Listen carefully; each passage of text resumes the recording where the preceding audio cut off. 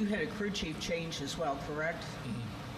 I mean, how has that been since that took effect? Yeah, so we did the last, I think, 4 races of 24 together, and then obviously all of this year. You know, not only was it a crew chief change, it was an entire team. We swapped entire teams, so engineers, mechanics, everybody. So that's not easy because for a lot of reasons, right? People are used to working with who they're used to working with, so there's some apprehension probably just in a team swap, and then you get settled in. Well, then you got to get to know everybody and figure out what kind of makes them tick and what's good. And you know, and then with the crew chief side of things, just learning the language between us. You know, myself and Ben, when I'm asking for certain things, what I'm looking for. When he's asking for what he kind of wants from me, you know, what he's most curious about after practice. And so it took up until probably April to feel like Ben and I were really on the same page and knowing what was going on, and the engineers as well, and just knowing kind of the cadence, not only Saturday and Sunday, but Monday to Thursday, you know, what we need from each other. So felt like that's finally, and has been for the last couple months, been on a good spot. Finally, after you were with the flagship of Ford Toyota Joe Gibbs Racing, do you feel that Legacy is as much out on an island as they have been in the past?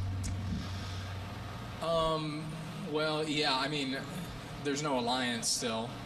I would say the information that we get is we get a bit more now. There's been some compromise on some different areas. You know, I don't want to dive into every bit and piece of it, but yeah, I would say there's been some compromise on what information we get. I wouldn't say that's the reason that we've started to run better. I think it's helped, but to say that's made the big difference, I wouldn't say is true. But yeah, there's been a better compromise recently. Okay, our next question will go to Dustin and then Jordan. Go ahead, Dustin. Dustin Lamino, J-Ski. With this recent surge, how does the 43 team approach the rest of the regular season? Yeah, I mean, we're kind of in a tough spot, right? We're 39 points out of the playoffs, which is kind of, that's eight really good races. I believe 8 races is what's left. But obviously a win would be great, but I feel like there's a couple of tracks we really have to target hard on what places are that we can win at. So for us, I mean, it's just doing what we're doing. If we keep running the way we've ran since Charlotte, you know, we'll probably point our way in, barring another kind of obscure winner farther back in points. So that's the plan right now, is just to keep running well and keep racking these points up. I hope it goes well again this weekend. So kind of 3 strange weeks here, Sonoma and Dover. So it's going to kind of make or break us. You know, one bad race.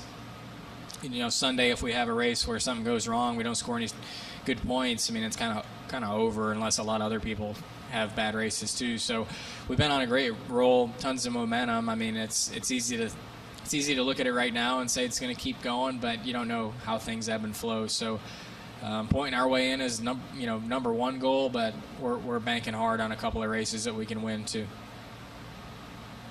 All right, Jordan. Easy question, probably maybe not an easy answer. What is that last little bit you feel like you guys are missing to kind of take that next big step? Yeah, we are one good. We're in the magic zone, right? So in racing, I think you're running 30th like we were last year. It's not easy to get better to run top 15 or top 10, but it's a lot easier to get to that point than it is to go from top 10 to top 5 to winning. So this is kind of where that magic starts to happen, and it takes some really good people to find some really minute things in race cars, and then it comes down to the drivers as well, right, and execution and making it happen in the seed. So I wish I could just tell you what that is. I think we're right there, a step away of being, up there with the Penske's, JGR's, Hendricks. We're real close to that mark, but it definitely takes some magic, and it's like that in all levels of racing. It always has been, for me at least. You can easily pick up, if you're a half second off, that first 3.5, 4 tenths is easy. That last tenth is pretty hard to find. And so that's kind of where we're sitting right now. But it's going to take both sides, from the race car and from the drivers. You talk about this final stretch to end the regular season. There's 3 road courses: Chicago, Sonoma, Watkins Glen. How do you assess where you guys are at on the road courses and your skill on the road courses? Yeah, I mean, not our strength from any sense of that, but I think it's better. Mexico went a lot better for us. I felt like we had a good car. Strategy kind of derailed us, but the 42 had a great finish.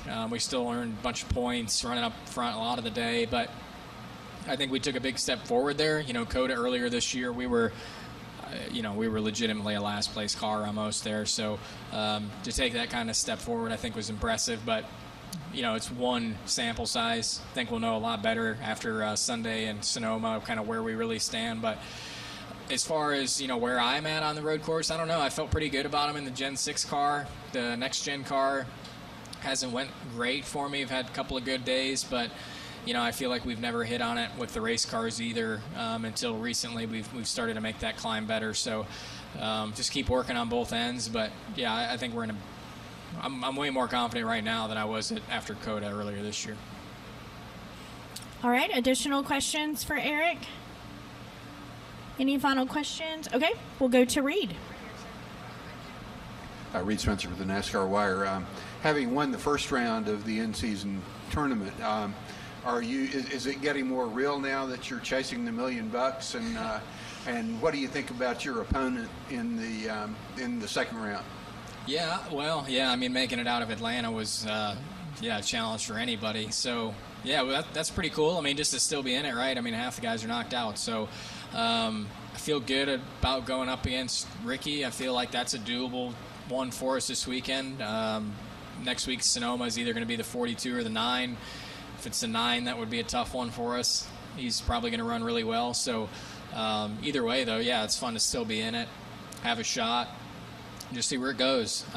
It's been kind of a cool, like I've said, this is just kind of you're in just a long stretch of racing right now, and to have something other than the playoff line to focus on, I think is pretty cool for the sport. So fun to follow along, and even when we fall out, or if we fall out, hope we don't, it'll be fun to follow it to the end.